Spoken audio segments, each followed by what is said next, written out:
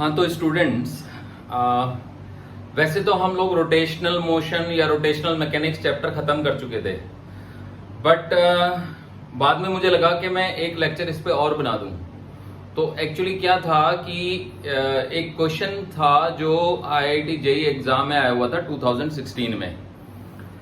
तो इसको माना जाता है कि ये आईआईटी जेईई का सबसे डिफिकल्ट क्वेश्चन था आज तक के इतिहास का, हिस्ट्री का। तो मैं सोच रहा हूं वो क्वेश्चन करा दूं। हालांकि उम्मीद तो नहीं है कि उसके जैसे क्वेश्चन और आएंगे, लेकिन क्योंकि अगर आपको वो आएगा तो आपका कॉन्फिडेंस लेवल बहुत हाई हो जाएगा। तो फिर मैं ये बना रहा हूं लेक्चर उस क्वेश्चन के लिए स्पेशली। तो बात ऐसी है कि ये क्वेश्चन आईआईटी जेईई एडवांस के बच्चों के लिए है। तो जो नीट के बच्चे हैं या है ना, तो वो चाहें तो इस लेक्चर को मतलब सिर्फ एंजॉयमेंट के लिए देखें, क्योंकि ये वाला क्वेश्चन नीट में तो बिल्कुल नहीं आ सकता है, कोई पॉसिबल ही नहीं है, कोई संभावना ही नहीं है। तो चलिए फिर बताता हूं मैं क्या क्वेश्चन था और कैसे कैसे वो आया था। ठीक है, देखिए क्वेश्चन ये था कि ये ग्राउंड है और इस ग्राउंड पे ये एक डिस्क है, मतलब ऐसे करके एक्चुअली दो डिस्कें हैं। तो ऐसे समझो,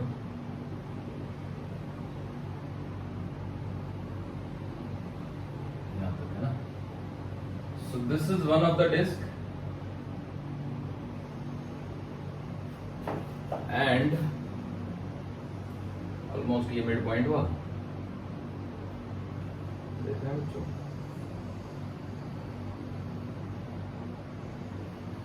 तो ये दूसरी डिस्क हो गई, ठीक है।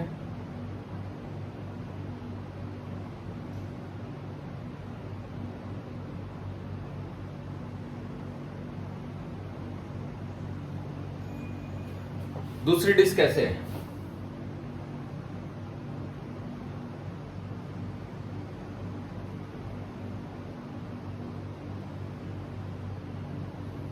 तो इस डिस्क की रेडियस है a और इस डिस्क की रेडियस है 2a। इस डिस्क का मास है m और इस डिस्क का मास है 2m 4m। और ये दोनों डिस्क जो हैं वो घूम रही हैं ओमेगा एंगुलर वेलोसिटी से, और ग्राउंड पे कोई स्लिपिंग नहीं है। तो अगर ग्राउंड पे कोई स्लिपिंग नहीं है तो फिर ये ऐसे ऐसे सर्कल में भी घूम रही है। इस पॉइंट का नाम O है, ठीक है बच्चों। तो इनके भी नाम रख देते हैं, मान लो ये C1 रख देते हैं, ये C2 रख देते हैं, है ना, सेंटर है। तो अब इस क्वेश्चन का पूरा एनालिसिस करना है हमको, ठीक है। तो सबसे पहले ये ओमेगा दिया हुआ है हमको।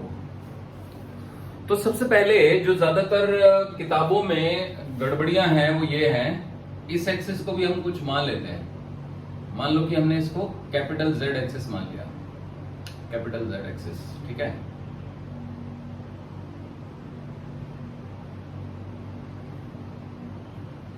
तो अब सवाल ये उठता है कि अगर मैं इसके सेंटर को देखूं, सेंटर कहां पे होगा? ये डिस्टेंस हमको L दी हुई है, ये भी L दी हुई है, सेंटर टू सेंटर, है ना। तो अगर मैं इसके सेंटर ऑफ मास को देखूं सबसे पहले कि सेंटर ऑफ मास कहां पे पड़ेगा, तो इसके लिए ना कुछ सोचना पड़ेगा कि एक्स एक्सिस वाई एक्सिस कहां पे मान लेते हैं। तो एक काम करता हूं मैं, वैसे तो सेंटर ऑफ मास पे ही एक्स एक्सिस मान सकते हैं हम, है ना। मान लो कि ये एक्स एक्सिस है, ठीक है, this is the x axis. Let me change the colour. ये सेंटर ऑफ मास है और ये एक्स एक्सिस है, स्मॉल एक्स, और ये वाई एक्सिस है, स्मॉल वाई, और ये जेड एक्सिस है, स्मॉल जेड। समझ रहे हैं बच्चों?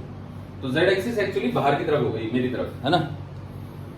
ये अलग जेड एक्सिस है क्योंकि मैं दो फ्रेम कंसीडर कर रहा हूं, ठीक है। ये कार्टेशियन फ्रेम हो गया, इसको मैं सिलेंड्रिकल फ्रेम बोल देता हूं। तो सिलेंड्रिकल फ्रेम क्या होता है मैं समझा देता हूं आपको। Cylindrical frame actually polar frame का 3D वर्जन होता है। तो जैसे पोलर कोऑर्डिनेट मैंने आपको सिखाए थे, तो मान लो कि ये कैपिटल एक्स एक्सिस है, ये कैपिटल वाई एक्सिस है और ये कोई वेक्टर है आर, है ना। तो अब यहां पे कैपिटल जेड एक्सिस हो गई, ठीक है।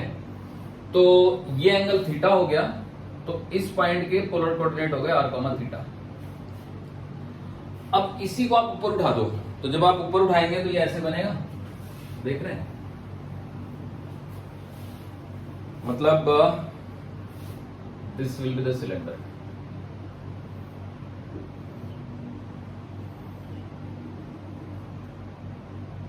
ये हमारी हो गई मान लीजिए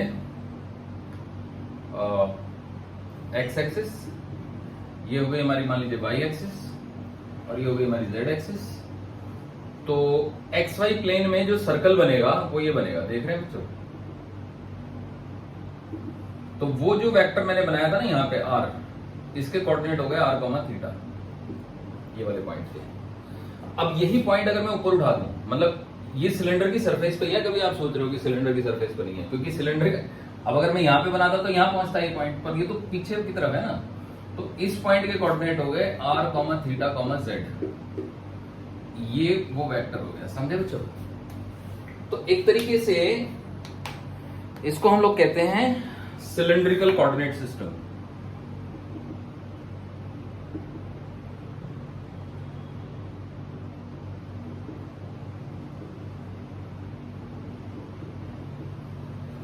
तो ये मेरी जेड एक्सिस है, ठीक है, और इसी को मैंने यहां पे फिट कर दिया ये ओ को, ठीक है बच्चों। तो कैपिटल एक्स एक्सिस ऐसे हो गई, कैपिटल वाई एक्सिस वैसे हो गई, और ये कैपिटल जेड एक्सिस हो गई। ये small x small y small z, ये कार्टेशियन कोऑर्डिनेट सिस्टम है, कार्टेशियन कोऑर्डिनेट सिस्टम। ये आपका सिलेंड्रिकल कोऑर्डिनेट सिस्टम है। तो आई होप आप समझ रहे होंगे। ये वाला एंगल थीटा है, तो यहां से पे अगर मैं हूं और z डिस्टेंस ऊपर पहुंचू तो मैं यहां पहुंचूंगा, ठीक है। तो ये जो वेक्टर है, इसी वेक्टर को थीटा एंगल पे घुमा दूंगा ना मैं, ये तो मैं यहां पहुंच जाऊंगा, समझ गए बच्चों। तो मतलब आप ऐसे समझ सकते हो, ये ऐसे जाओ, सीधे z चले जाओ, और फिर ये डिस्टेंस, ये वाली डिस्टेंस आर थीटा है, आर थीटा चले जाओ तो यहीं पहुंच जाओगे। या फिर पहले ऐसे चले जाओ आर डिस्टेंस, फिर आर थीटा चले जाओ, फिर z डिस्टेंस ऊपर चले जाओ तो भी यहीं पहुंच जाओगे। सो this is how it works. तो मुझे लगता है आपको समझ आ गया होगा, ठीक है। ये वाला पॉइंट भी सिलेंडर की सरफेस पे ही है। अब इसको अगर हम टॉप व्यू में देखें तो बस हमें यही दिखेगा पॉइंट। तो होपफुली आप लोग समझ गए। जैसे पोलर कोऑर्डिनेट सिस्टम में क्या होता है ना, पोलर कोऑर्डिनेट सिस्टम में, तो पोलर कोऑर्डिनेट सिस्टम में नहीं, कार्टेशियन कोऑर्डिनेट सिस्टम में क्या होता है, देखो उसमें ये होता है, जैसे ये एक्स एक्सिस, ये वाई एक्सिस और ये जेड एक्सिस, है ना। तो मान लो कि मुझे यहां पे एक पॉइंट लिया मैंने, है ना। तो उस पॉइंट की खास बात यह है कि पहले मैं मतलब इस पॉइंट से एक्स वाई प्लेन पे एक परपेंडिकुलर डालता हूं, तो ये पहुंचा। फिर यहां से वाई एक्सिस पे एक परपेंडिकुलर डालता हूं, ये पहुंचा, और एक्स एक्सिस पे डालता हूं, ये पहुंचा। तो मैं यहां से चलूं, ऐसे जाऊं, एक्स डिस्टेंस एक्स एक्सिस के अलोंग, फिर वाई डिस्टेंस वाई के अलोंग, और फिर जेड डिस्टेंस इसके अलोंग, है ना। तो मैं यहां पहुंच जाऊंगा पॉइंट पी पे, जिसके coordinate x comma y comma z है। या फिर मैं यहां से जाऊं जेड डिस्टेंस जेड के अलोंग, है ना, और फिर मैं यहां से जाऊं एक्स डिस्टेंस एक्स के अलोंग, है ना, और फिर मैं वाई डिस्टेंस ऐसे जाऊं तो भी मैं यहीं पहुंच जाऊंगा, समझ रहे हो बच्चों। Y distance and then x distance and then y distance. या फिर मैं पहले यहां से जाऊं, फिर मैं ऐसे जाऊं ऊपर, है ना, वाई जेड डिस्टेंस, और फिर ये वाई जाऊं, फिर भी पहुंच जाऊंगा। या फिर मैं पहले यहां से जेड जाऊं, फिर वाई जाऊं, और फिर एक्स जाऊं तो भी मैं यहीं पहुंच जाऊंगा, है ना, वाई और ये एक्स, है ना। या फिर मैं पहले यहां से वाई जाऊं, और फिर यहां से मैं जेड जाऊं, और फिर यहां से एक्स जाऊं तो भी मैं पहुंच जाऊंगा। तो आप देख सकते हो कि ये जो पॉइंट है, ये क्या बन गया, ये बॉडी डायगोनल बन गया ना इस क्यूबॉइड का। तो ऐसे होता है। तो ठीक वैसे ही पोलर कोऑर्डिनेट मुझे लगता है आपको समझ में आ गए होंगे, सिलेंड्रिकल कोऑर्डिनेट। तो चलिए खैर आगे बढ़ते हैं। अब मुझे सेंटर ऑफ मास के कोऑर्डिनेट चाहिए, तो ध्यान से देखो C1। तो अगर मैं इस एक्सिस को R मान लूं, है ना, मतलब मुझे R निकालना है, तो RCM। तो RCM इज इक्वल टू, ये मास M है जो कि L डिस्टेंस पे है, तो M into L plus 4m into 2l divided by m plus 4m। देखो m into L plus 4m into 2l divided by this, तो ये कितना हो गया 9ml by 5m। So this is 9l by 5 RCM। तो मतलब जो मेरा सेंटर ऑफ मास है ना वो यहां से 4l बाई 5 डिस्टेंस पे है। इसी को मैंने ओरिजिन मान लिया है, ठीक है। This is my new origin O dash. मतलब there are two coordinate system, one is this cylindrical coordinate system जिसका मैंने YZ बनाया, x और y बनाया नहीं अभी, ठीक है, and another one is this. तो चाहे तो हम इसका भी x और y बना सकते हैं, इसमें क्या है, ये लो। So let me make it, this is x axis and this is y axis. बस ये याद रखना कि ये capital X capital Y capital Z अलग है, ठीक है, और वो अलग है। फिर अब देखिए बच्चों, अब अगर मैं सेंटर ऑफ मास को देखूं, सेंटर ऑफ मास यहां है, तो ये जो सेंटर ऑफ मास है जब ये डिस्क घूमेगी, मतलब जब ये आगे बढ़ेगी, तो क्या सेंटर ऑफ मास एक सर्कल में नहीं घूम रहा होगा ऐसे ऐसे करके?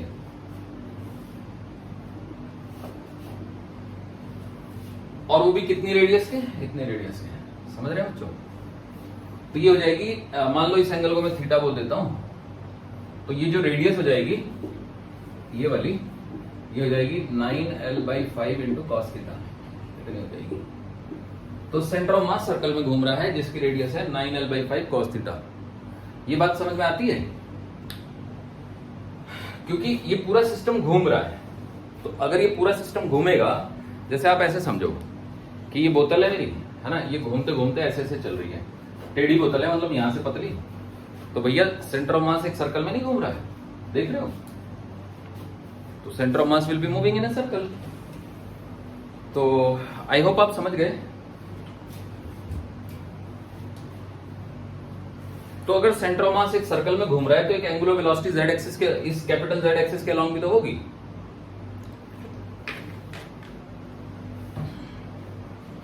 तो there must be an angular velocity about this capital Z axis, let me call it omega O।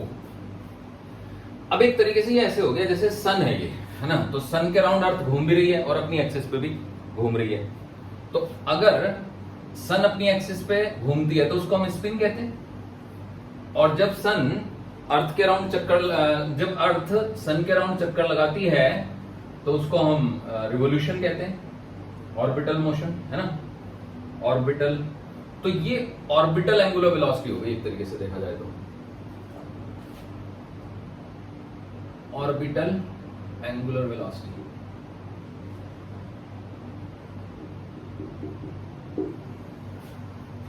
और ये स्पिन एंगुलर वेलोसिटी हो गई। अब इसमें मैंने एरो क्यों चढ़ा दी? क्योंकि ओमेगा ना एक वेक्टर होता है बच्चों, omega is a vector, angular velocity is a vector. तो ये जो वेक्टर है इसको मैं ऊपर को ही शो कर देता हूं ताकि, है ना, ताकि मुझे आसानी रहे। इसके अलावा जब ये यूं घूम रहा है तो देख रहे हो ये उंगलियां सेंस ऑफ रोटेशन को बताएंगी, और अंगूठा मेरा इधर को जा रहा है तो एक एंगुलर वेलोसिटी इधर को भी हो गई, ये ओमेगा है। ये भी वेक्टर है, जस्ट रिमेंबर। तो अगर किसी बॉडी के पास दो दो एंगुलर वेलोसिटी हैं, समझ रहे हो बच्चों, तो उनका रिजल्टेंट भी आएगा, कुछ ना कुछ तो आएगा ही रिजल्टेंट। रिजल्टेंट एंगुलर वेलोसिटी तो कुछ होगी। तो रिजल्टेंट एंगुलर वेलोसिटी हम निकाल सकते हैं, ठीक है, निकालेंगे भी थोड़ी देर बाद। अब एक पॉइंट देखते हैं, ये O, इस पॉइंट का नाम रखते हैं A, ये C1 है, इसका नाम रखते हैं B। तो what is the velocity of point A? Net velocity 0, क्योंकि प्योर रोलिंग हो रही है। B की भी नेट वेलोसिटी 0 है। तो अगर किसी बॉडी पे आप कोई दो पॉइंट ढूंढ सकते हैं जिनकी वेलोसिटी 0 है, तो वो जो दोनों पॉइंट है वो निश्चित रूप से इंस्टेंटेनियस एक्सिस ऑफ रोटेशन पे होने चाहिए। तो A and B should be at instantaneous axis of rotation. तो ये जो है ना, let me use the red colour, so this must be instantaneous axis of rotation, instantaneous axis of rotation. ये मैंने पढ़ाया आपको, ठीक है। तो जो नेट ओमेगा है ना, वो इस तरफ होना चाहिए ओमेगा नेट। समझे बच्चों? अब ये ओमेगा और ये ओमेगा का रिजल्टेंट ये है, तो अब तो बड़ा आसान हो गया सॉल्व करना इसको। इसमें क्या रह गया? ठीक है, तो ये एंगल थीटा है, तो इस ओमेगा का एक कंपोनेंट इस तरफ आएगा ना बच्चों, तो ये हो जाएगा ओमेगा साइन थीटा। तो निश्चित रूप से omega sine theta omega naught के बराबर होना चाहिए, क्योंकि तभी तो नेट जो है हॉरिजॉन्टल डायरेक्शन में आएगा। तो late me call it horizontal direction and this is vertical. तो जो नेट ओमेगा है ना वो हॉरिजॉन्टल डायरेक्शन में है, तो and it also has a vertical omega and this is a tilted omega. तो इस टिल्टेड ओमेगा का वर्टिकल कंपोनेंट इस वर्टिकल कंपोनेंट को कैंसिल करेगा, तभी तो नेट ओमेगा हॉरिजॉन्टल डायरेक्शन में आएगा। तो यानी कि omega sine theta must be equal to omega naught. समझ गए बच्चों? अब साइन थीटा निकाल लेते हैं। तो अब देखो ये वाला एंगल तो 90 डिग्री है, तो हमें OA की जरूरत पड़ेगी। तो OA is equal to L square plus A square का अंडर रूट। ओके, तो हमें L स्क्वायर दे रखा था, L दिया हुआ है क्वेश्चन में। L is given as to be √24a।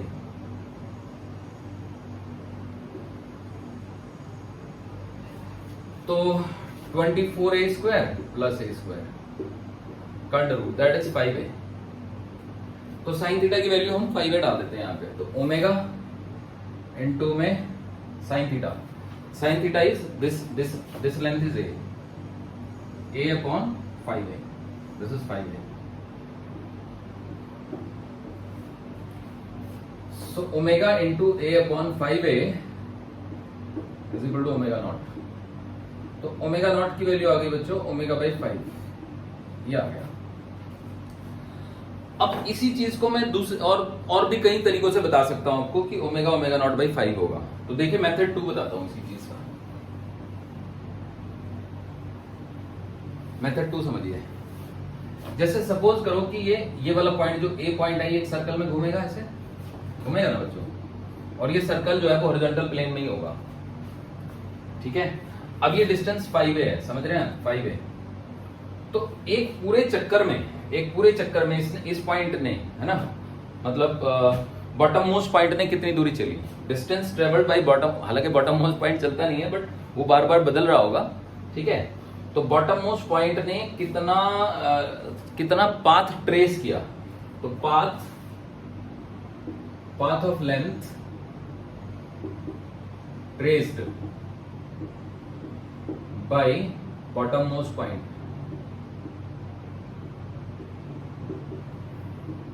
point in one revolution. So this is actually 5a into 2 pi. So 2 pi into 5a, 10 pi a। अभी एक चक्कर में चली गई डिस्टेंस है, तो अब एंगल टर्न्ड है ना, distance is equal to angle into radius, इससे आ गया। अब बात ऐसी है कि अगर मुझे पता है कि ये एंगल टर्न्ड है, तो इसको मैं ओमेगा इंटू टाइम पीरियड में तो लिख सकता हूं, omega naught into time period. Omega into time period से एंगल टर्न्ड आ जाएगा, और उसको मैं मल्टीप्लाई कर दूंगा, है ना, किससे भला, एंगल टर्न्ड आ गया 2 पाई। ठीक है, तो एक सेकेंड, ठीक है, तो 2 पाई हो गया। अब ये ऐसे ऐसे घूम रहा है ना। ओके, अब जितनी इसकी एंगुलर वेलोसिटी निकाल देता हूं मैं। एंगुलर वेलोसिटी 2 पाई 10 इंटू पाई इंटू ए, यानी कि टोटल डिस्टेंस ट्रेवल्ड। ठीक है, total distance travelled in 1 revolution. तो एक रिवोल्यूशन में इसने इतनी डिस्टेंस चली, तो इतनी डिस्टेंस में एंगल टर्न हो गया 2 पाई। अब है ना, इतनी ही डिस्टेंस में, ठीक है, ये कितना एंगल टर्न करेगा, तो angle turn by spin. Okay, तो ध्यान से देखो, एक चक्कर में ये ना, ये वाला पॉइंट 2 पाई डिस्टेंस चलता है एक चक्कर में। ठीक है, तो अब ये टोटल डिस्टेंस 10 पाई है, तो 10 pi angle 10 pi a distance cover करने के लिए, है ना, इसको कितना एंगल टर्न करना पड़ा, तो एंगल टर्न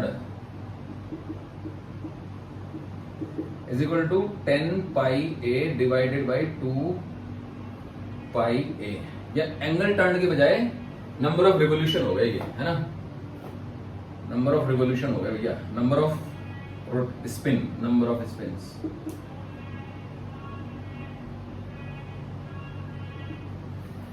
तो नंबर ऑफ स्पिन हो गए 5, यानी जितनी देर में एक path of the length traced by the point in one revolution, जितनी देर में वर्टिकल डायरेक्शन में एक रिवोल्यूशन हुआ, नंबर ऑफ स्पिन हो गए 5, यानी कि जो स्पिन की एंगुलर वेलोसिटी है वो ओमेगा ओ की 5 गुनी है। समझ गए ना बच्चों?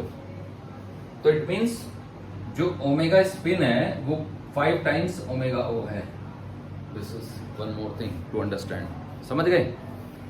जितनी देर में रिवोल्यूशन के चलते इसने जो डिस्टेंस चली है ना, वो कितनी चली, मतलब बॉटम मोस्ट पॉइंट वो बार बार बदलेगा, बट ठीक है, सरकमफ्रेंस का पॉइंट, लोअर मोस्ट पॉइंट है ना, उसने कितनी डिस्टेंस चली, तो वो चली उसने 10 पाई ए, और इतने ही टाइम में है ना, ये जो है इसने कितने चक्कर काटे, स्पिन किए, तो वो हो गए आपके 5 पूरे स्पिन।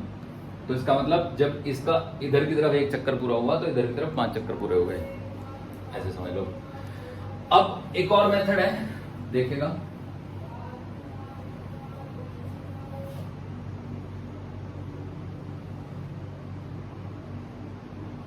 ओमेगा स्पिन को ही आप ओमेगा समझो, ठीक है। One more method is there.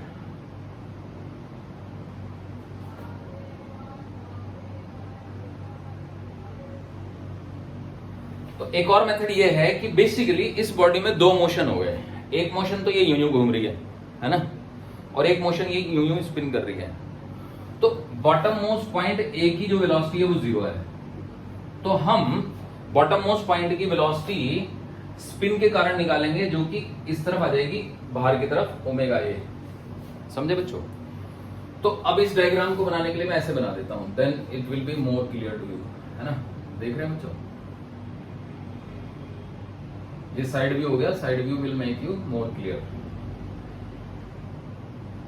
So this point has velocity toward me which is equal to omega into a, toward me omega into a. This is due to spin, omega spin into a, and due to this omega o, this point has velocity away from me, है ना, that is away from me means like this, this is 5a, है ना, omega o into 5a, omega o into 5a, but इस point की तो net velocity 0 है ना बच्चों। तो ज्यादा बेटर हो मैं इसको ना ऐसे एरो से दिखाऊं, आउटवर्ड, जैसे मैग्नेटिक फील्ड में नहीं दिखाते हम, एंड इसको क्रॉस से दिखाऊं। So due to the bottom most point, due to the you can say spin has velocity omega s into a toward me, and due to this omega o it has velocity omega o into 5a toward into the plane of board, out of the plane of board into the plane of board। तो अगर मैं इन दोनों को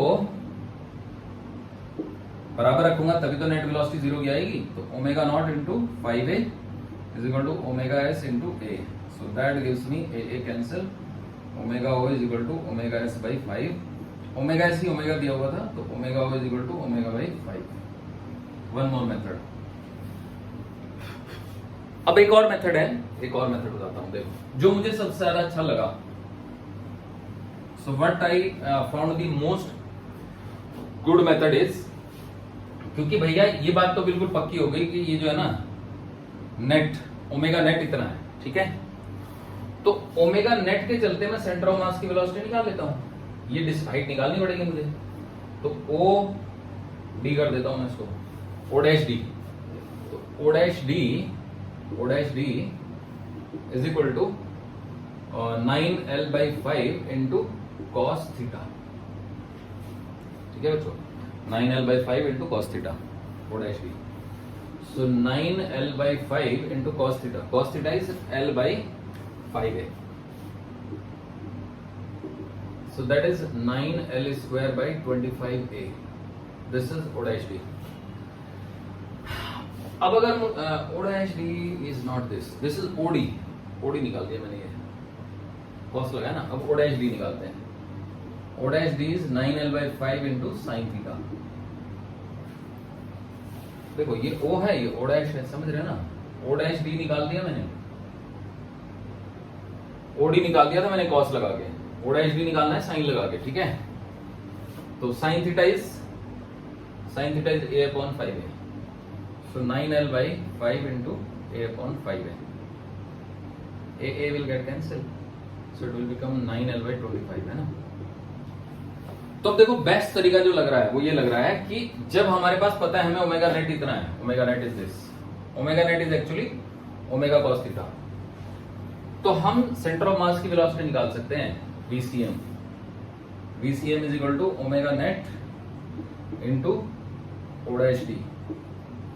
omega net is omega cos theta, omega cos theta into O dash d। O dash d is 9l/25, ठीक है? cos theta is l/5 है, so omega into l/5 है is equal to 9l/25, so this is 9 omega l square by 125 VCM, centre of mass की velocity, ठीक है बच्चों? तो अब अगर ये आ गई तो अब सेंटर ऑफ मास की वेलोसिटी में इस एक्सिस के अबाउट घूमने से भी तो निकाल सकता हूं ना, ये तो OD से निकल जाएगी ना। तो सेंटर ऑफ मास की velocity VCM can also be written as OD into omega naught, है ना? OD कितना है? 9l/25 है, 9l/25 into omega naught, VCM आ गया। VCM को VCM के इक्वल पुट कर देते हैं, तो जैसे ही VCM को VCM के इक्वल पुट करेंगे रिलेशन आ जाएगा। तो देखो this is 9 omega l² by 125 is equal to 9l² omega naught by 25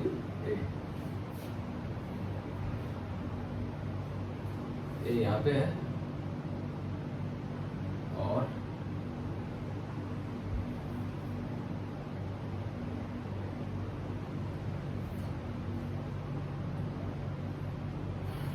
ये यहाँ पे है 125 and this is also A से कट गया, L स्क्वायर से L स्क्वायर कट गया, 9 से 9 कट गया, ये कट गया, 5 आ गया। So this gives me omega O is equal to omega by 5। तो इस तरीके से बच्चों मैंने आपको 4-5 मेथड बता दिए जिनसे प्रूफ हो गया कि ओमेगा O और ओमेगा बाई 5 जो है वो बराबर है। होपफुली आप समझ गए। अब हमें और क्या निकालना था, तो और हमें क्या क्या निकालना है देखिए।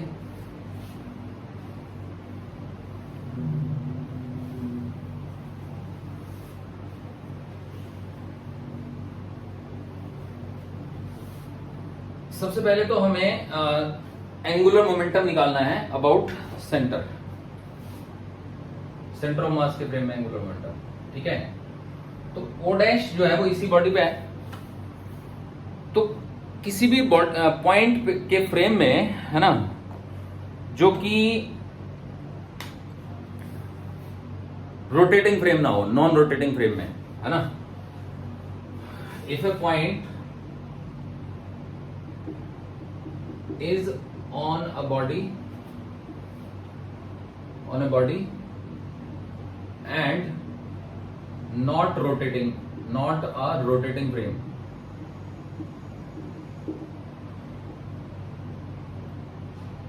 then L is given as। अब देखो नॉट अ रोटेटिंग फ्रेम का क्या मतलब है, मतलब हम यहाँ पे एक पर्सन इमेजिन करेंगे जो अपनी गर्दन को घुमाएगा नहीं, बस वो ऐसे देखता रहेगा, लेकिन वो बैठा हुआ यहाँ पे है, तो जितनी वेलोसिटी से पार्टिकल चलेगा उतनी से वो चल रहा है, बट वो अपनी गर्दन नहीं घुमा रहा, बस ऐसे है। तो क्योंकि जब वो अपनी गर्दन नहीं घुमा रहा है, समझ रहे हो बच्चों, तो उसकी गर्दन मान लो ये हॉरिजॉन्टल है, ये ईस्ट है, तो उसकी गर्दन अभी ईस्ट की तरफ है। पर क्या होगा कि जैसे जैसे ये इधर घूमेगा T/4 टाइम में, तो T/4 टाइम में जब ये इधर घुमा तो ये चला गया, ये वाली डिस्क चली गई नॉर्थ की तरफ, तो अब उसका मुंह तो ईस्ट की तरफ है, तो वो देखेगा बड़ी वाली डिस्क तो नॉर्थ में आ गई। फिर T/4 टाइम में क्या होगा कि ये वाली जो डिस्क है ये साउथ में आ जाएगी, समझे। तो जब ये डिस्क साउथ में आ गई तो उसका मुंह तो ईस्ट ही की तरफ है, तो वो कहेगा बड़ी डिस्क तो पीछे चली गई, तो छोटी डिस्क सामने आ गई। फिर t/4 टाइम के बाद ये बड़ी वाली डिस्क जो है वो उसके राइट हैंड यानी कि उसके साउथ में आ जाएगी और छोटी वाली डिस्क नॉर्थ में आ जाएगी। वो कहेगा अच्छा बड़ी वाली डिस्क अभी मेरे साउथ में है। फिर t/4 टाइम के टाइम बाद फिर बड़ी वाली डिस्क उसके ईस्ट में आ जाएगी और वो कहेगा अच्छा फिर से वापस मेरे ईस्ट में आ गई। तो देखा जाए तो इस बंदे के रेस्पेक्ट में ये पूरा सिस्टम एक चक्कर घूम गया। तो जितने टाइम में वो बंदा एक चक्कर घूमेगा उतने टाइम में ये जो सिस्टम है ना ये भी एक चक्कर घूम जाएगा। अब ये कुछ ऐसे ही है जैसे अर्थ अपनी एक्सिस पे जो है ना समझे एक साल में 366.26 चक्कर काटती है। अब ये सुन के शायद आप हैरान हो रहे होंगे, आप कहोगे सर 365 तो दिन होते हैं, 366 चक्कर कैसे काट लेती है वो? क्योंकि एक चक्कर तो इसी में आ जाता है ना बच्चों, क्योंकि हम तो अर्थ पे हैं और हम अर्थ के साथ जुड़े हुए हैं और हम खुद भी रोटेट होते हैं, मतलब हमारे मुंह रोटेट होते रहते हैं जो, क्योंकि हम तो ये समझते ना कि जो दीवार है ये दीवार घूम नहीं रही, पर एक्चुअली तो घूम रही है। हम अर्थ के रेस्पेक्ट में रोटेटिंग फ्रेम में है। तो यहाँ पे मैंने जो इंसान बिठाया वो रोटेट नहीं हो रहा, वो अपना मुंह जो है ना एक ही तरफ रख रहा है। आई होप आप समझ गए। तो अर्थ जो है वो अपनी एक्सिस पे एक साल में 366.25 चक्कर काटती है, एक चक्कर एक्स्ट्रा काट जाती है, क्योंकि अगर वो चक्कर, इसीलिए हमें 365 दिन दिखते हैं।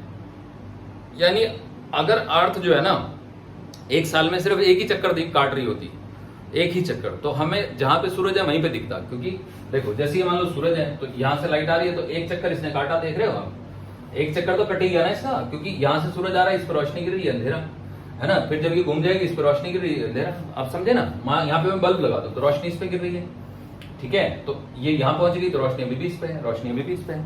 तो भैया ये ऐसे है, रोशनी इस पे गिर रही है तो एक चक्कर नहीं कट गया इसका, देख रहे हो, एक चक्कर तो हो गया इसका। तो जस्ट लाइक दैट ये अपनी एक्सिस के अबाउट है ना, इस एक्सिस के अबाउट, समझ रहे हो, घूम रही है इस फ्रेम में। और ये बंदा ऐसा है, इसका मुंह इधर ही की तरफ है। तो अब देखो जब ऐसा होगा तो एलओ हम लिख देंगे I x omega x plus I y omega y plus I z omega z, है ना।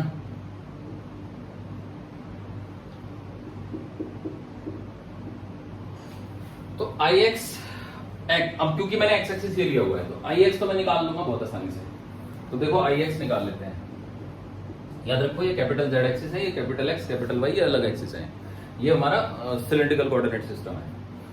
तो आई एक्स हो गया मेरा, इस डिस्क का मोमेंट ऑफ इनर्शिया इसकी ज्योमेट्रिकल एक्सिस बन गई ना ये, तो 1/2 इंटू एम इंटू में ए स्क्वायर प्लस 1/2 इंटू में 4m। अच्छा ऐसा करते हैं ना, देखो ये जितना भी इसका आया, इसका मोमेंट ऑफ इनर्शिया इसका 16 गुना आएगा, क्योंकि मास 4 गुना हो गया, रेडियस आपकी दुगनी हो गई, तो 16/2 इंटू एम ए स्क्वायर। समझ रहे हो बच्चों, एक डिस्क का मोमेंट ऑफ इनर्शिया निकालो, उसका 16 गुना कर दो, क्योंकि मास 4 गुना होने से 4 का फैक्टर आ गया, रेडियस दुगना होने से 4 का फैक्टर आ गया, तो 17/2 आ गया। अब ओमेगा एक्स, तो बेटा ओमेगा नेट से ही कंपोनेंट ले लेंगे तो ओमेगा एक्स आ जाएगा हमारे पास, ठीक है। तो या तो आप ये करें कि इसका भी कंपोनेंट लें एक्स एक्सिस के लॉन्ग, ये ओमेगा में से ये घटाएं, तब भी आपको ओमेगा एक्स मिल जाएगा। तो ओमेगा एक्स कितना हुआ, तो omega x is omega net into cos theta. अब ओमेगा नेट कितना था, तो omega net was omega cos theta. समझ रहे हो बच्चों, omega net was omega cos theta, so this is omega cos theta into cos theta. अब ये शायद आप कंफ्यूज हो रहे होंगे, देखो ओमेगा नॉट तो ओमेगा साइन थीटा से कट गया, तो ओमेगा नेट बचा ओमेगा आपका ओमेगा नेट बचा आपका ओमेगा कॉस थीटा। उस कॉस थीटा का भी कंपोनेंट मैं इधर को ले रहा हूं, तो कंफ्यूज नहीं होना है, क्योंकि ये दोनों तो कट ही गए, बस एक ही बचा। बात जो कट गए उनको भूल जाओ। अब इसका ही एक कंपोनेंट लूंगा ना मैं एक्स एक्सिस के लॉन्ग, ठीक है। ये आ गया आपका ओमेगा इंटू में cos square theta.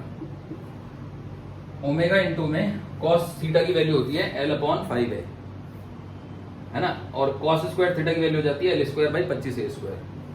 So L²/25 a square है ना, L स्क्वायर हो जाएगा 24 L स्क्वायर, तो ये हो गया 24 ओमेगा/25 है ना, ये आ गया।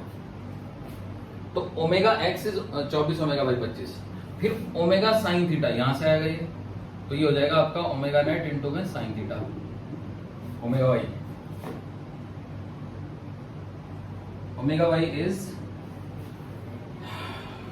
ठीक है, omega y is omega y is omega net sine theta. Omega net is omega cos theta into में साइन थीटा। तो ओमेगा कॉस थीटा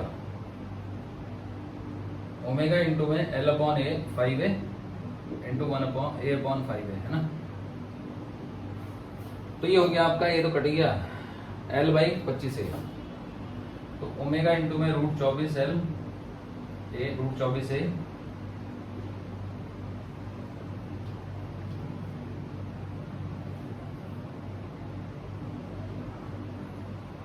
ए से ये कट गया रूट 24 बाई 25 है ना। ये आ गया जी ओमेगा एक्स और omega y. Omega L upon this A upon this, सही है, परफेक्ट। कम आएगा ये, हाँ ठीक है, इट इज लेस, आना ही है उसको लेस। क्लियर है, ठीक है। तो अब ये आई एक्स आ चुका है, आई वाई भी निकालते हैं। आई वाई का मतलब है इस एक्सिस के अबाउट मोमेंट ऑफ इनर्शिया। तो भैया इसका डायमीटर के अबाउट मोमेंट ऑफ इनर्शिया निकालो, ठीक है। पैरेलल एक्सिस थ्योरम लगाओ, इसका डायमीटर के अबाउट लगाओ, पैरेलल एक्सिस थ्योरम लगाओ। तो मैं यहां पे निकाल रहा हूं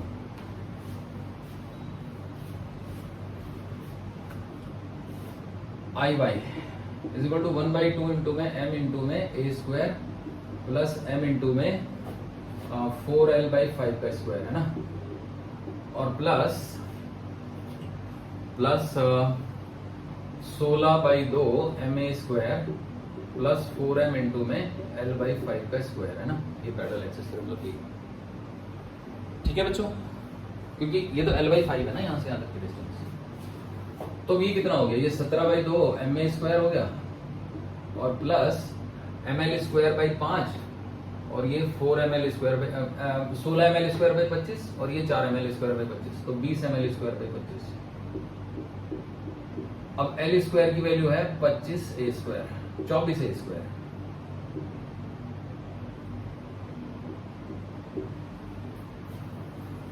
तो वैसे तो कट जाएगा ये 4 से, 4 और ये 5 है ना, 5 से कट गया। तो 4 into 24 96/5। So this is just 96 ma square by 5 है ना। 2 से मल्टीप्लाई कर लो और इसको 5 से कर लो, है ना। तो 17×85 और 96 का दुगना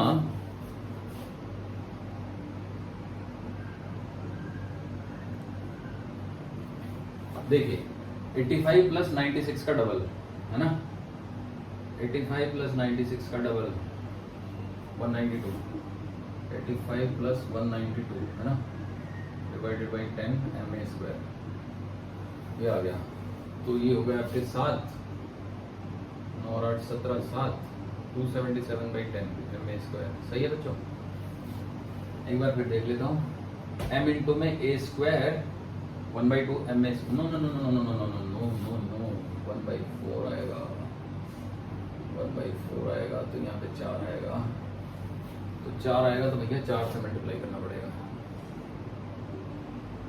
4 से मल्टीप्लाई करेंगे, ठीक है। 4 से करेंगे तो 85 प्लस 96 का 4 गुना 4 9 24 4 4 9 36 36 और 2 38, वही, ठीक है, कोई बात नहीं, डोंट वरी। ये 20 आ गया। डायमीटर के अबाउट लेना था ना। So in the down we have 20 and in the upper part we have 4 plus 5 9 and 8 plus 8 16, 3 plus 1 4, 469/20. So this is 469/20 ma square. अब भैया हमें एंगुलर मोमेंटम अबाउट ओरिजिन चाहिए, तो देखो कितना आएगा। तो ये तो मिटाना ही पड़ेगा ना मुझे, है ना।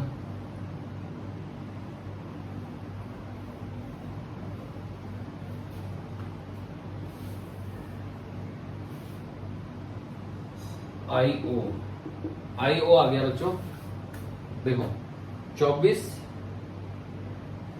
24 ओमेगा बाई 25, 24 ओमेगा बाई 25 है ना, omega x into 17/2 MA square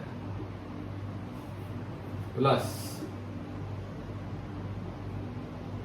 omega into में √24/25 इंटू 469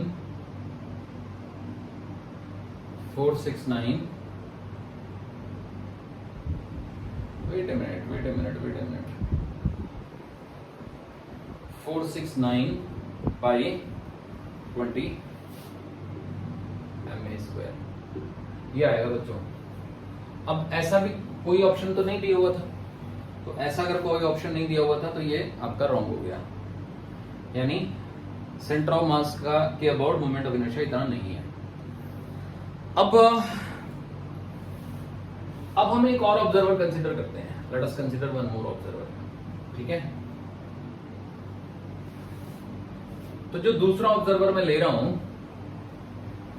वो ऑब्जर्वर कुछ ऐसा है कि वो अपना मुंह ओमेगा नॉट एंगुलर वेलोसिटी से घुमा रहा है, ठीक है। मतलब उसका मुंह हमेशा इस बड़ी डिस्क की तरफ रहता है। तो अगर उसका मुंह हमेशा बड़ी डिस्क की तरफ, रोटेटिंग फ्रेम है तो बड़ी डिस्क की तरफ रहता है, तो वो बड़ी डिस्क को घूमते हुए नहीं देखेगा, बड़ी डिस्क के साथ वो खुद ही घूम रहा है। तो उसके फ्रेम में बड़ी डिस्क स्टेशनरी होगी, बस वो ऐसे ऐसे स्पिन हो रहा है। तो जैसे आपको पता होगा कि कोल्लू का बैल होता है ना, कोल्लू का बैल, तो कोल्लू के बैल पे आप किसी बच्चे को यहाँ बिठा दो, है ना, और उसका मुंह इधर को कर दो, समझे, और कोल्लू जो है वो यहाँ से इसको खींच रहा है, तो उस बच्चे को कह दो कि अपना मुंह जो है ना तो इस डिस्क की तरफ ही रखेगा, तो वो तो अपने एक पैर इधर करके बैठ जाएगा और अपना मुंह इधर की तरफ रखेगा। तो उसको पूरा कमरा घूमता हुआ दिखेगा, पर ये डिस्क जो है ना न्यू रोटेट होती हुई नहीं दिखेगी, समझे, कमरा घूमता हुआ दिखेगा। तो उसके फ्रेम में ये जो वाई एक्सिस के अबाउट जो आपका ये ओमेगा ओ था ना वो खत्म हो गया। तो अगर ओमेगा ओ खत्म हो गया, मतलब ऐसे ऑब्जर्वर के लिए जिसके लिए ओमेगा ओ खत्म हो गया, उसके लिए तो फिर यही बचा ओमेगा स्पिन। तो if a person is in the rotating frame, rotating में भी क्या है, it is rotating about a vertical axis with angular velocity omega naught, rotating with omega naught about a vertical axis। अगर ऐसा observer हम ले लें, if a person is in the rotating frame at CM, centre of mass पे, centre of mass पे बैठा है पर रोटेटिंग फ्रेम में है, तो उसके लिए ये जो ओमेगा ओ है ये तो गायब हो गया, ओमेगा ओ तो रहा ही नहीं उसके लिए। तो फिर उसके लिए ओमेगा स्पिन है, तो उसके लिए एल हो जाएगा आपका ओमेगा स्पिन, यानी एक तरीके से ये ध्यान रखो, जब ये गायब हो गया ना तो फिर इसके नेट का भी कोई मतलब नहीं है, बस फिर यही नेट है, समझे। तो बस बच गया आई एक्स ओमेगा एक्स।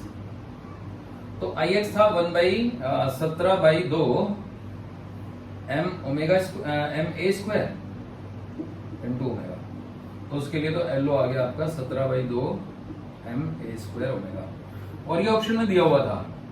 तो देखा जाए तो ये ऑप्शन रॉन्ग है, लेकिन क्योंकि एग्जामिनर ने ये नहीं बताया कि वो जो सेंटर ऑफ मास का फ्रेम है वो कैसा फ्रेम है, रोटेटिंग है। एक्चुअली पूरी तरीके से अगर वो रोटेटिंग होता, मतलब अगर वो बंदा यहाँ बिठा दें उसको और उसको बिल्कुल इसमें बांध दें, मतलब चारों तरफ से उसके पैर भी बांध दें, है ना, एक मतलब कंप्यूटर बिठा दें यहाँ पे, जो कंप्यूटर का मुंह इधर को और इसको जकड़ दिया हमने उसको, तो वो कंप्यूटर यूं भी तो घूमेगा इसके साथ, रोड के साथ, तो उसके लिए तो ये स्टेशनरी हो जाएगा, तो उसके लिए तो कोई ओमेगा नहीं, फिर खत्म हो गया। तो that is why this question is गड़बड़, क्योंकि आपने ऑब्जर्वर को ऐसे दे दिया कि वो ऑब्जर्वर वर्टिकली तो घूम रहा है, ठीक है, स्पिन नहीं हो रहा है, समझे। अगर मैं एक ऐसा यहाँ पे गुड्डा बिठा दूं, मान लो गुड़िया है ना, तो गुड़िया के पैर वैर जकड़ के उसको रस्सी से बांध के यहाँ बिठा दो, तो बढ़िया गुड़िया स्पिन भी तो करेगी ना, तो जितने टाइम में वो एक चक्कर काटेगी इतने टाइम में वो 5 स्पिन भी करेगी। तो अब वो जब स्पिन भी कर रही है तो इसके लिए तो ये डिस्क घूम नहीं रही, ना डिस्क घूम रही ना डिस्क रिवॉल्व हो रही है, तो वो तो कहेगा एंगुलर मोमेंटम 0 है। तो अगर मैं एक ऐसा ऑब्जर्वर कंसीडर करूं जो परफेक्टली इसके फ्रेम मतलब रोटेटिंग फ्रेम में परफेक्ट इसके साथ साथ सेंटर ऑफ मास के साथ साथ जुड़ा हुआ है एकदम 100% रॉड के साथ, उसके लिए तो बॉडी स्टेशनरी है, तो उसके लिए तो बॉडी घूम ही नहीं रही है। समझ गए ना? तो I hope it is fine. अब इसने पूछा था कि सेंटर ऑफ मास का एंगुलर मोमेंटम बताइए। सेंटर ऑफ मास का एंगुलर मोमेंटम बताइए about, you can say about the z axis, है ना, about O angular momentum of centre of mass बताना है। तो एंगुलर मोमेंटम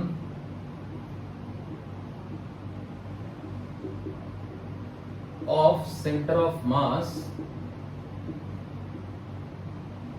अबाउट ओ, तो ये तो बहुत आसान होता है, m इंटू में vc इंटू में rc, ये होता है। ज्यादा प्रिसाइजली स्पीकिंग m इंटू में r cross rc cross m into में vc, ये होता है। क्रॉस प्रोडक्ट लेते हैं, है ना। तो इस पॉइंट से सेंटर ऑफ मास का पोजीशन वेक्टर हुआ 9l/5 और सेंटर ऑफ मास की वेलोसिटी भी हमने निकाली थी। तो देखो ये हो जाएगा LOC यानी सेंटर ऑफ मास का एंगुलर मोमेंटम। तो RC हो गया हमारा 9l/5, ठीक है।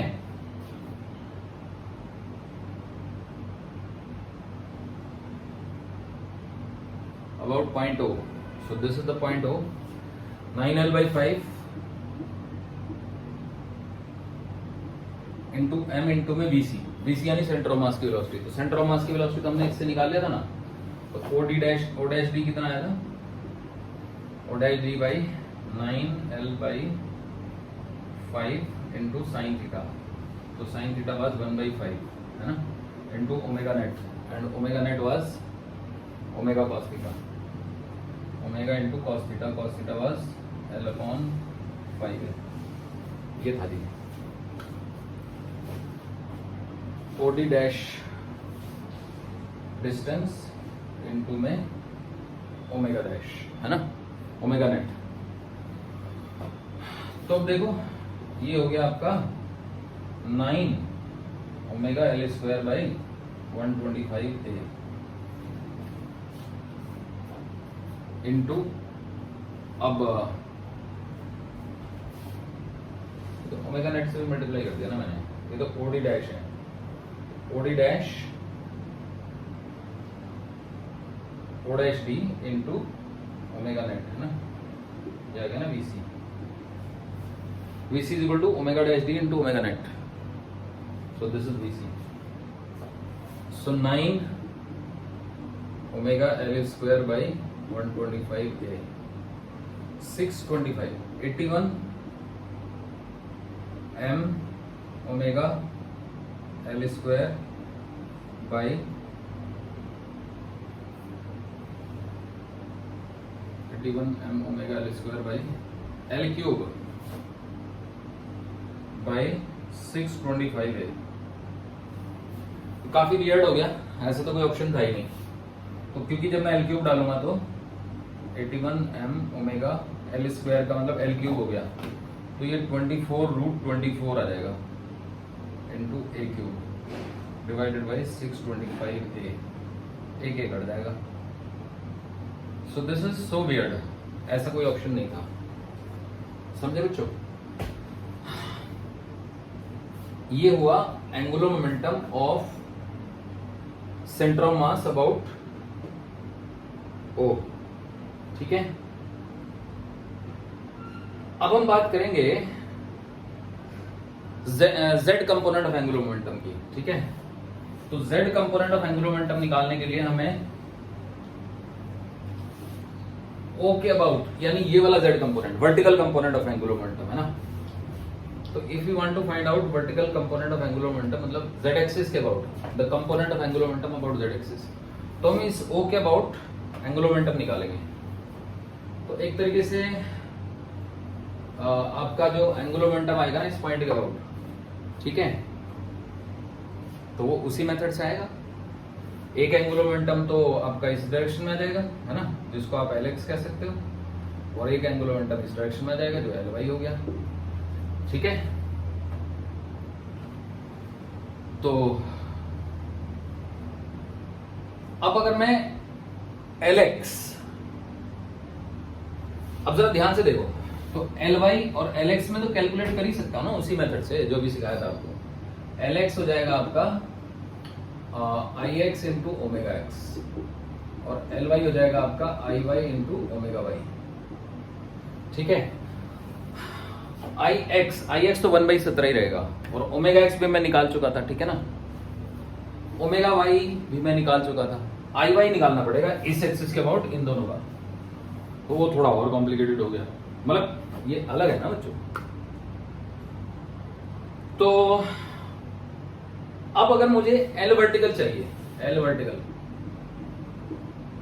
जो कि एक्चुअली एल जेड हुआ, बड़ा जेड है, तो एल वर्टिकल हो जाएगा मेरा एल वाई इंटू में ये एंगल भी थीटा हो जाएगा, एल वाई इंटू में cos theta minus L x into में साइन थीटा, ये हुआ मेरा एल वर्टिकल। अब अगर मुझे एल हॉरिजॉन्टल चाहिए तो अब ये जो एल हॉरिजॉन्टल है ना, उसको आप radial component of angular momentum कह सकते हो। ठीक है, ये जेड वर्टिकल कंपोनेंट हुआ, ये रेडियल हुआ, क्योंकि जैसे जैसे डिस्क घूमेगी ना तो वैसे वैसे ये रेडियल कंपोनेंट ऐसे ऐसे घूमेगा। तो देखा जाए तो जो radial component of angular momentum है ना, वो सर्कुलर मोशन कर रहा है, तो टोटल एंगुलर मोमेंटम का मैग्नीट्यूड कांस्टेंट है, पर उसकी दिशा लगातार बदल रही है, तो इस पर टॉर्क जीरो नहीं होगा। समझ गए ना बच्चों? तो there will be net torque. तो एल हॉरिजॉन्टल में यहां पे लिख देता हूं, ध्यान से देखिएगा। So the L horizontal is, you can say L y I x I y omega y, यानी एल वाई इंटू में sine theta plus L x into में cos theta. L y is I y omega y, है ना, into में sine theta plus I x into में omega x into में cos theta, ये हो गया। अब देखो ओमेगा एक्स याद है, ओमेगा एक्स मैंने बताया था ओमेगा नेट इंटू में कॉस थीटा, और ओमेगा यानी ओमेगा इंटू में कॉस स्क्वायर थीटा, यानी के 24 ओमेगा बाई 25, है ना, और ओमेगा वाई मैंने बताया था ओमेगा नेट इंटू में साइन थीटा, याद आया बच्चों, यानी कि ओमेगा इंटू में कॉस थीटा इंटू में साइन थीटा, जो कि आ गया था आपका cos theta is L upon a, मतलब रूट 24/5, तो रूट 24 ओमेगा बाई 25 ऐसे आ गया। तो this is omega x and omega y. अब आई एक्स तो मैं निकाल ही चुका था, तो this is 1/17/2 M A square into में 24 ओमेगा बाई 25, है ना, I y is additive job. चलिए करते हैं आई वाई, है ना, आई वाई की जगह छोड़ देता हूं मैं यहाँ पे, और यहाँ लिख देता हूँ रूट 24 ओमेगा बाई 25। ओके, तो देखो बच्चों आई वाई है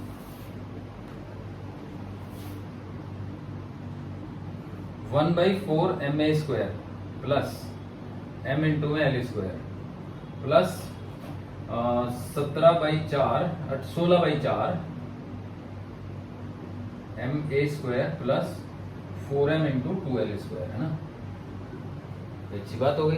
तो ये तो इसी का 16 गुना हो गया ना, दैट इज बेस्ट, है ना। तो इस पूरे को 17 से मल्टीप्लाई कर देता हूं ना मैं, भाई किसी चीज का 16 गुना ऐड करने का मतलब 17 से मल्टीप्लाई कर दो उसको। अब ये 24 ए स्क्वायर हो गया, तो 1/4 plus 24 into M A square into 17, 24 into 4 97 into 17/4 M A square, 97 17 छक्का 102, 17 सत्ते 119 का 9, 80 लगे 11, 17 नम्मा 153, 153 और 10 163, 164। तो 1649 by 4 MA square.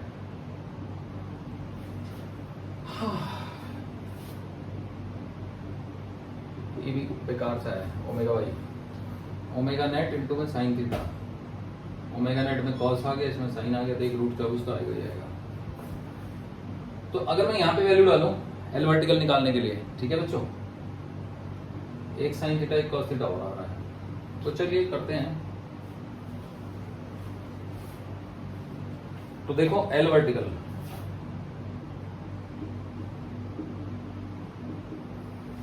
L y is this 1649 root 24 by 100 MA square omega into में कॉस थीटा।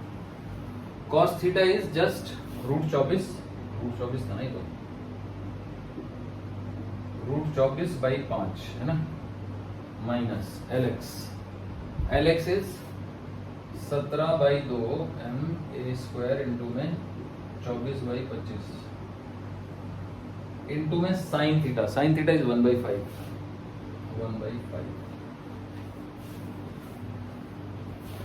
5 इंटू 100 500 हो गया। 1649 इंटू 24 डिवाइडेड बाई 500 माइनस 12 से कट जाएगा ये, है ना, 12 इंटू 17 इंटू 12 17 दूनी 34 4 17 1 17 और 3 20 by 125 into MA square omega. तो अब अगर मैं इसको 4 से मल्टीप्लाई करता हूं तो ये भी 500 हो जाएगा। 4 से मल्टीप्लाई करके ये आ जाएगा 816, है ना, 4 का 4 गुना 16 816।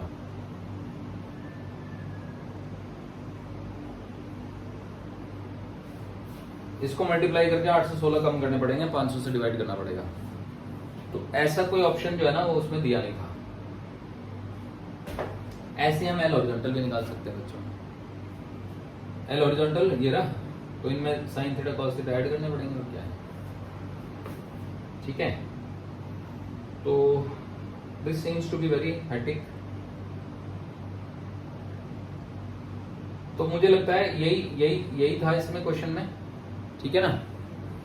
अब आपने ये क्वेश्चन सीख तो लिया है, तो जैसे कि आप समझ सकते हो ये 3 डायमेंशनल रोटेशन है, तो क्वाइट डिफिकल्ट। और ये वाली जो चीजें हैं वो आपके सिलेबस में भी नहीं है, ठीक है ना।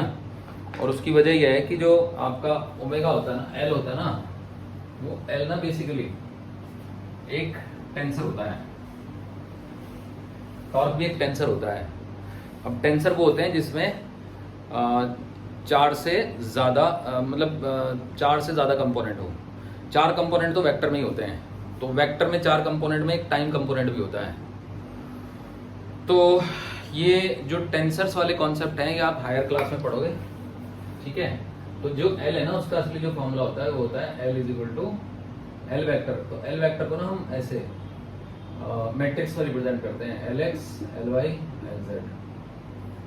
और जो आई है ना, आई एक टेंसर है, तो उसके 9 कंपोनेंट होते हैं टेंसर के, जैसे आई x x, I x Y, I x Z, है ना, ये नेगेटिव होते हैं। फिर आई y x plus I Y Y, फिर आई वाई जेड, है ना, ये नेगेटिव हो जाता है। फिर आई जेड एक्स, फिर आई जेड वाई, ये दोनों नेगेटिव, और आई जेड जेड ये पॉजिटिव। और ये होता है फिर आपका ओमेगा एक्स, ओमेगा वाई और ओमेगा जेड।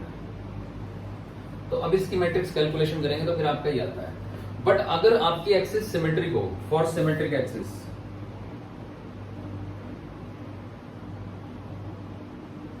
सिमेट्रिक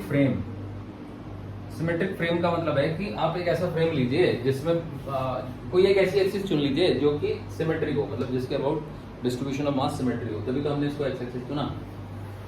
उसके परपेंडिकुलर 2 म्यूचुअली परपेंडिकुलर एक्सिस ले लीजिए, तो वो सिमेट्रिक फ्रेम हो जाता है। तो सिमेट्रिक फ्रेम में ये सारे जीरो हो जाते हैं। I x y is equal to I y x is equal to I x z is equal to I z x is equal to I x y is equal to I y x is equal to zero. ये सब zero हो जाते हैं 6 के 6। तो बस ये 3 बच जाते हैं डायगोनल वाले। तो फिर हमारा जो एल एक्स बन जाता है वो बन जाता है आई एक्स इंटू ओमेगा एक्स। अब एक बार हमने एल एक्स निकाल लिया, एल वाई निकाल लिया। अब जो एल एक्स एल वाई है ना, तो फिर जो एल एक्स है वो यूं है, लेकिन इन्हीं का हॉरिजॉन्टल कंपोनेंट और वर्टिकल कंपोनेंट हम कर सकते हैं। क्योंकि आप देख सकते हो कि जब ये घूमेगा ना तो वर्टिकल कंपोनेंट स्थिर रहेगा, जो हॉरिजॉन्टल कंपोनेंट है वो ऐसे ऐसे घूमता रहेगा। समझ गए?